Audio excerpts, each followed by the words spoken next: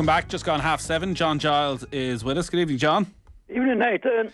So Frank Lampard is gone and Sean Dyche is the man to try and save Everton. With Sean Dyche, there's always question marks about his style of football and the way he goes about his business. Feels very harsh considering what he did with Burnley through the years and how long he kept them in the Premier League. Are Everton a lost cause, or is Dyche the man? Well, I think he's got a big job on his hands, Nathan. That probably goes without saying, because I see there was a fans' stage of protest against the owner, Farhad Mazuri, because he said he promised to get it on the 19th of January. He promised to get a striker. Well, as we know, they haven't got anybody. They're one of the few teams in the Premiership that hasn't signed one player. So you can understand the supporters in this situation. But I think as far as Sean Dyche is concerned, I think he's as good as they're going to get, Nathan, to be honest. You know, I think he did a great job. I felt sorry for him at Burnley. I mean, he had the name of being a defender and a down the middle man. Well, I never saw that in Burnley. I saw Burnley as a well-organised team. He didn't have any money to spend. He wasn't like the big boys. And he did a good job for about 5 or 6 years at Burnley, keeping them up. So I think he'll do a good job with what he has at Everton.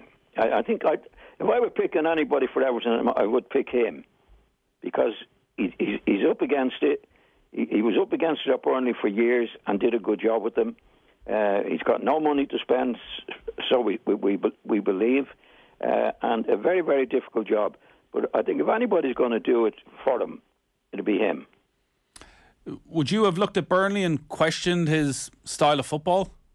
No, I don't. I think he was criticised unfairly for his style of football, Nathan. But when you're at Burnley, I mean, Burnley didn't have big money to spend. They were up against the big boys who did have a lot of money to spend. And Morden held his own for a long time. I mean, it took some doing. I thought he did a great job there. And I think they didn't treat him very fairly in the season where they were relegated. They didn't go to buy anybody, or if they did, they were they gave him very little or no money. So for years, he did a very, very good job there. So if you're looking at Everton now, I mean, Everton haven't bought a player, Nathan. They've no money. So he's got to do the job that he more or less did at Burnley. I mean, if he keeps Everton up this year, I think he'll done a fantastic job. They're one of the few teams who weren't spending money over the last week or so. A lot of really interesting moves. I'll come to Chelsea in a moment and the mad amount of money that they spent over the transfer window. At the top, Arsenal have had a very settled starting 11. Mikel Arteta seems to have gone for just adding a little bit of strength and depth. So they brought Leandro Trossard in from Brighton and probably made an immediate impact in that game against Manchester United when he came off the bench. Jorginho coming from Chelsea, out of contract in the summer. Is that the perfect signing for Arsenal? Someone who may not be in their starting 11, but if somebody gets injured in midfield, he's got plenty of experience to slot in. Well, I think that's the best way of looking at it, Nathan. I'm not a great fan of his. I think he's okay. You know, he doesn't make many goals. He doesn't score many goals. I call him A to B man. You know, he gets it and gives it from A to B. Doesn't beat anybody. Doesn't score goals himself. Very, very few anyway. Or make them. You know, I'd say he'd be okay as a backup. But I think Arsenal were in for one of the big players, weren't they? Didn't get him, Nathan. They were in for, like Chelsea, they were in for Caicedo from Brighton. And they were in for Mudryk as well at Chelsea. Yeah. So they were prepared to spend the money, but he's obviously brought somebody in to cover the ground there. It's an okay signing. I thought Trossard was a very good signing. He'll do well for them. But Jorginho may not get in the team unless there's injuries, and they haven't paid much out for him, Nathan. But he'd only be a backup. That's the way I would see him. The A to B midfielder, there's a lot of them around now. Yeah. When did the A to B midfielder become a thing? I think it came out there in fairly recent years, Nathan, where keeping possession of the ball became a big part of the game, generally. Keeping possession. And he's like a lot of players that I see in midfield. He does keep possession, but he doesn't put somebody through for a goal. He doesn't score many goals himself, But it's I call them A to B men. To get the ball, give it to the fullback, get it back, give it to the other fullback. He doesn't beat anybody. Doesn't put people through with perfect passes. Very, very seldom, anyway. That's the way. But there's a lot of players like that. People seem to be interested in the game, whether it be it's probably in the club of the statistics, Nathan. I think it was. If you get the ball in the middle of the field, like when I was a young player coming up at Manchester United, there was the coach there was Jimmy Murphy, who was a brilliant coach, very hard man, but a brilliant coach. And he said, John, when you get the ball in the middle of the field from fullback, the first thing you look for, can you put somebody through? That's your first thing. If you can't, then you use the ball as best you possibly can, as progressively as you possibly can.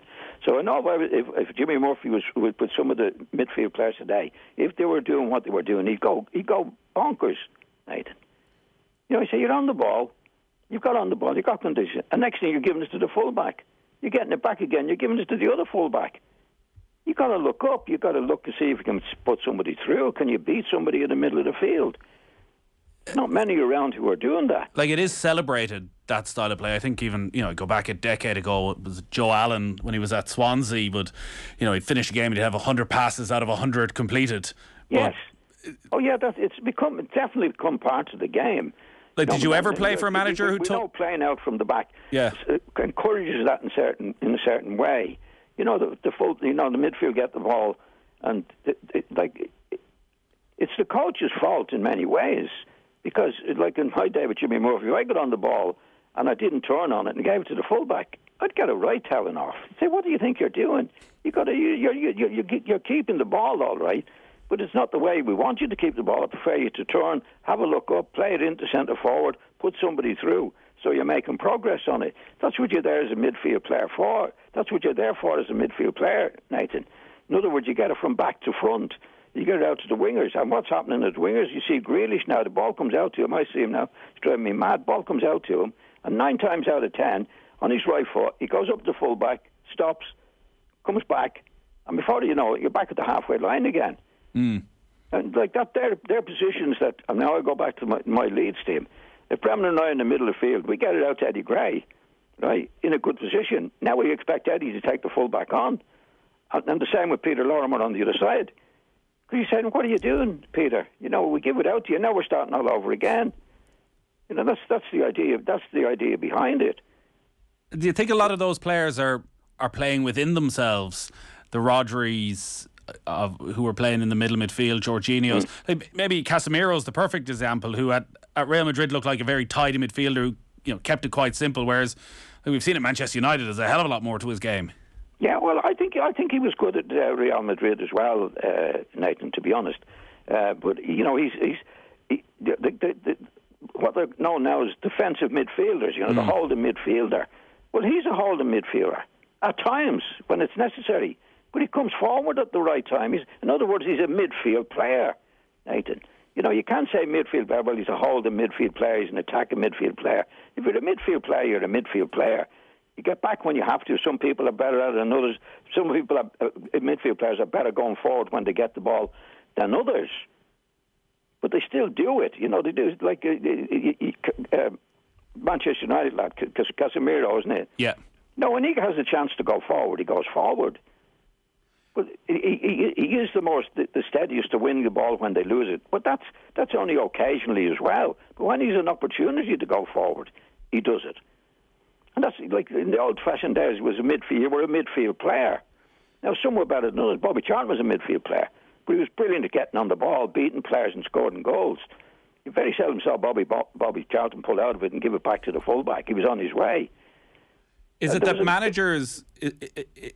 has the change been that managers want more control of what their players do? That a Don Revie or a Matt Busby were happy to trust your talent and the work you had done, that you went out on the pitch and you would show that. Whereas now, we look at Guardiola and the control he has of his players and so much of modern management, that actually they know that player will just do the simple thing, will do exactly what they want all of the time. It's really no risk football.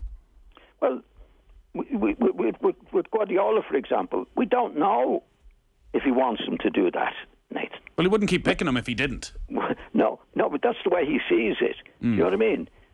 That's what you're right. That's what if he's watching him every week doing what he's doing, then he obviously allows him to do it. But that doesn't make it right. Because Guardiola, he's got 2 or 3 midfield players like that. But in general, it's all over the pitch. You're keeping possession of the ball. I think Guardiola. Now I don't know him, but he certainly has a thing. Well, we're going to keep possession of the ball. And there was a few weeks ago, he said, "Well, it's great to have 16 passes before you score a goal." Yeah. Well, I couldn't agree with that. And all the old-fashioned or the old people that I knew in football were good people like Jimmy Murphy wouldn't have that at all. Because his attitude was, as soon as you get the ball, John, you look, can you put somebody through? If you can't, then you just use it. But the priority was to put somebody through and get making progress in the ball. Whereas with a lot of the thing today, including Guardiola, it's keeping possession of the ball. It's encouraged, Nathan. One of the biggest surprises of the transfer window was João Cancelo leaving Manchester City and going for Bayern Munich. He'd been in the Premier League team of the season for the last 2 years. He looked a real key cog in what Guardiola was trying to do, and that he started left back and he'd end up almost playing in the middle of midfield. He dropped out of favour. We saw him being taken off at half-time against Chelsea a few weeks ago. Is this that ruthlessness that you've come to expect from the great managers? Yeah, well, I don't think this was a playing situation. I think he was giving them a lot of lip, Nathan. And I think, well, off you go. Quite rightly. If you talk about, you go back to the Manchester United situation, where our friend was causing murders, and what the manager put up with him, I'm talking about Ronaldo now. Yeah. If you look at Manchester United, different team altogether since he went. You can't have anybody given lip to the manager, and that's what I think what he was doing. And like, look, get out. You go back in Ferguson's time, right? He got rid of Beckham. Beckham was a terrific player, but he wasn't behaving himself in the way that he should. I remember reading it years ago. Beckham was injured when they went away. And Ferguson said, under no situation do you speak to the press. And while he was away, he did a big article with the press. That was Beckham was never, but he got rid of him early. He threw a boot at him, didn't he, in the dressing room one day. In other words, you can't, as a manager, you all look at all the top managers. They don't put up with any nonsense from anybody, Nathan. And that's why he's left Manchester United. I think he was giving him lip because he hadn't been playing. Yeah. You can't have that in the dressing room. Your manager is the manager. He's the boss. Has to be the real boss. And I think it's only recently that Manchester United, I don't think it's any coincidence that they're doing well since Ronaldo's been kicked out. That's the way it is. But definitely getting back to the playing scene. Pep does it. Pep keeps possession of the ball. That seems to be his main thing. Yeah. He's got terrific players, Nathan, which obviously they're going to. But you see the lad you mentioned early on in the middle of the field. I never see him passing the ball forward. Rodri, yeah. Just one last thing on midfield players, John, because we're tight enough on time, and things they do. Fabinho, his tackle on Evan Ferguson last weekend, we saw another bad tackle from was it Andy Carroll on Christian Eriksen. Like that sort of tackle from Fabinho, do you think he knows what he's doing there? Is that just clumsy, or is there a maliciousness to that? I think he does a lot of it anyway, Nathan.